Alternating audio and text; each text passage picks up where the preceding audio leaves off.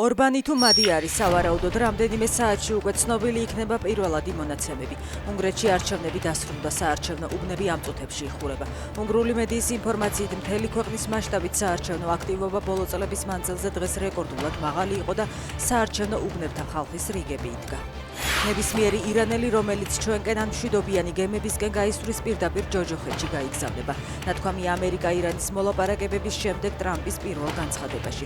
ის აღნიშნავს, რომ ირანს არ სურს ბირთვულ ამბიციებზე უარის თქმა და ასეთ ვითარებაში სხვა საკითხებს პროგრესის მიუხედავად აზრი აღარ აქვს. როგორც თავიდანვე ვამბობდი, ირანს არასოდეს ექნება ბირთვული იარაღი, აცხადებს ტრამპი. ირანთან ომის შესაძლო განახლების გამო ისრაელის გენშტაბმა საბრძოლო მზადყოფნის გაძლიერების ბრძანება გასცა. ისრაელის მედიის ცნობით ამერიკა-ირანის უშედეგო მოლაპარაკებების შემდეგ ისრაელის არმია და დაზვერვა ომისთვის მზადების რეჟიმზე გადავიდნენ.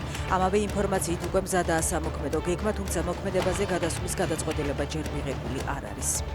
ვითარება მწვავდება თურქეთ-ისრაელს შორისაც. ერდოღანი ისრაელში სამხედრო ინტერვენციას არ გამორიცხავს. თურქეთის ლიდერმა ისრაელი ცეცხლის შეწყვეტის დროს ასობით უდანაშაულო ლიბანელის მკვლელობაში დაადანაშაულა. საგარეო საქმეთა სამინისტრომ კი ნეთანიაჰუს ჩვენი დროის ჰიტლერი უწოდა.